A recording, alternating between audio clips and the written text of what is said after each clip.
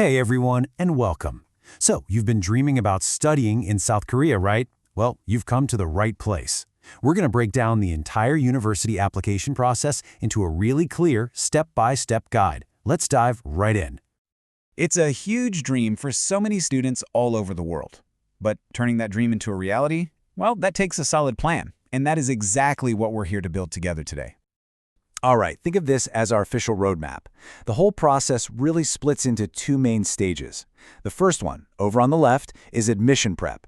That's everything to do with your university application. And the second part is entry prep, which is all about locking down your visa. So, let's start at the very beginning of our quest. Like any great adventure, success really begins with good research and preparation. This first phase is all about laying that crucial groundwork. Okay, your first stop, and I mean your number one most important resource, should absolutely be the official Study in Korea website. Seriously, go bookmark this right now. It's a fantastic, comprehensive, government-run portal where you can explore universities, check out different majors, and even hunt for scholarships. Pretty early on, you're going to have to decide which path is the one for you. Are you starting totally fresh, right out of high school? That's freshman admission. Or maybe you already have some university credits under your belt. In that case, you'll be looking at transfer admission. Timing is absolutely everything. Generally, you're looking at January deadlines for the spring semester, which starts in March, and June deadlines for the fall semester, which starts in September. But, and listen, this is super important, these dates can vary a lot between universities. So you have to double-check the specific deadlines for every single school you're interested in.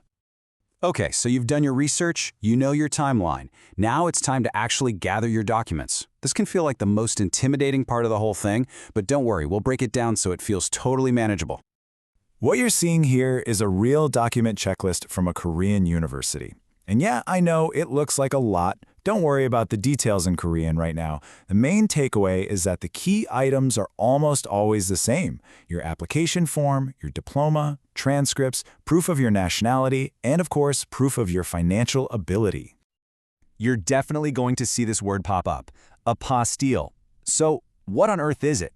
Well, it's basically an official stamp that makes your documents, like that high school diploma, legally recognized in Korea.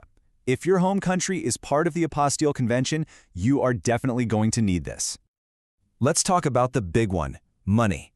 You will need to prove that you have the financial means to support yourself. That means showing a bank statement with a balance of at least $20,000.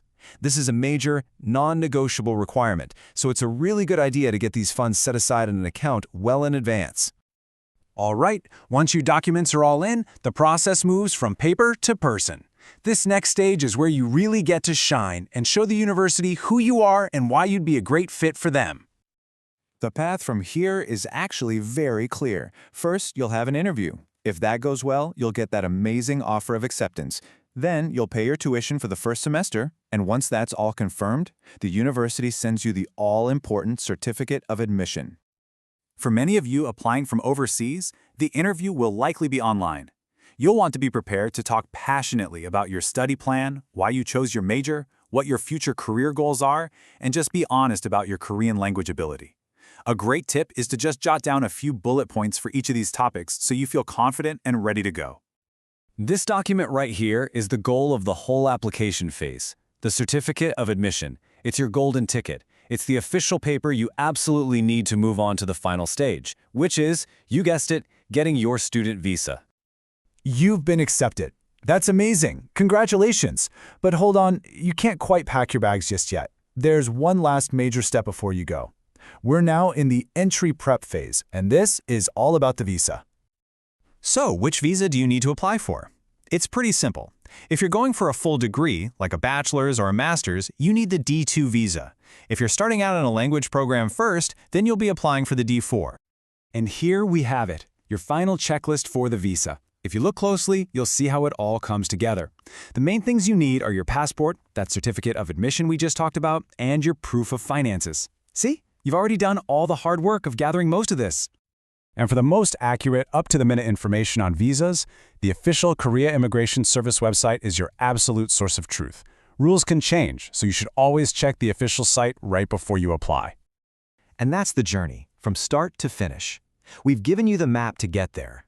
Now, the only question left is, What incredible story will you write when you arrive?